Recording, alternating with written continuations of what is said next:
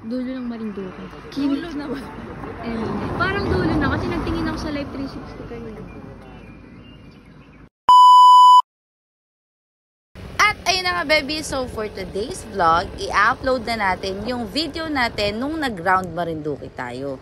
Super duper late upload na to, pero i-upload pa din natin kasi nga medyo na-busy lang ang person. And i-share ko lang sa inyo kung gaano naman talaga kaganda yung Marinduque.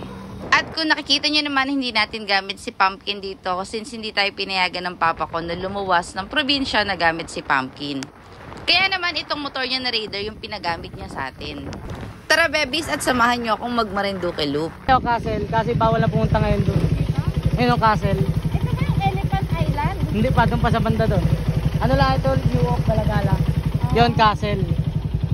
And ayun na nga, doon tayo first nag-stop over. And yung next one naman natin is yung Elephant Island. Naalala ko kasi nung pumunta kami ng mama ko dito, siguro year 2017 pa or 2018, nung una ko nakita tong Elephant Island. And ngayon, year 2024, nakabalik ulit tayo dito and talaga namang napakaganda talaga niya. Second stop over natin yun, and ito naman yung pangatlo. Be, nakikita mo ba yun? At parang drawing lang. Ganda. Alam mo yung mga nakita mo lang sa painting eh, no? May nag-hiking daw dyan eh. Meron? Oo. Kasi may kailangan may tour guide. May tour guide. May mga nandun. Pinakataas? Pinakataas pa? May bantay dyan sa dalo. Ah, okay. May mga NPA pa na dyan. Parang katulad sa Batulo. Oo nga, sa Batangas. O be, baka malagyan ito dyan. Alam yung lapit na yun. Alam Init, yung lapit. Fourth stop over na namin to, and isa to sa pinakamagandang tinatambayan ng mga riders dito sa Marinduque. And ito naman yung tinatawag nila ni seawall or dampulan. So, kitang-kita nyo naman kung gaano kaganda talaga yung view dito. Kitang-kita yung view sa dagat, and enjoy na enjoy naman talaga kami dito ng kapatid ko. Hi baby! So for today's video, nandito kami sa Dampulan. So ito yung tinatawag nila na seawall dito sa Marinduque.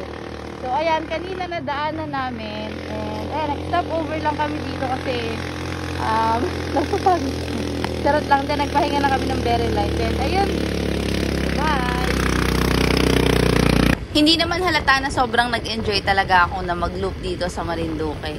And share ko lang, baby, so sabi nila 4 hours lang daw kapag inikot nyo to. Pero kami, inabot pa kami ng 6 hours kasi nga, ang dami naming stopover and syempre, in-enjoy talaga namin yung view dito.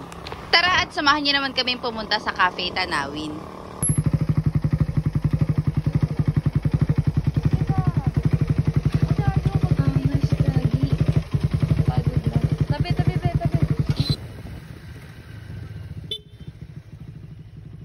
Dito kami ngayon sa Torrijos. Torrijos ba?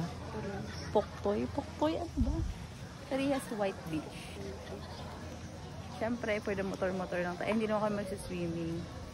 Pero pumasok pa din kami. May bayad lang siya na 50 pesos guys. Solid guys. Parang nasa Boracay guys. Oo nga, parang nasa Boracay naman din. Tingnan mo, sobrang White Beach be.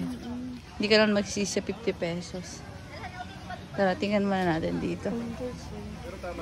At ayun na nga, baby, so time check, siguro mga 8 PM na to, nakarating na kami ng Buwak, and hindi na ako nakapag-video masyado sa Torrijos and Santa Cruz dahil nga sobrang dilim na ng daan and medyo umuulan na din dito kaya nagmamadali na kaming umuwi. And lastly, gusto ko lang magpasalamat kay Julia, kay Lance, and kay Rocky sa pagsama sa akin. Thank you for watching, babies!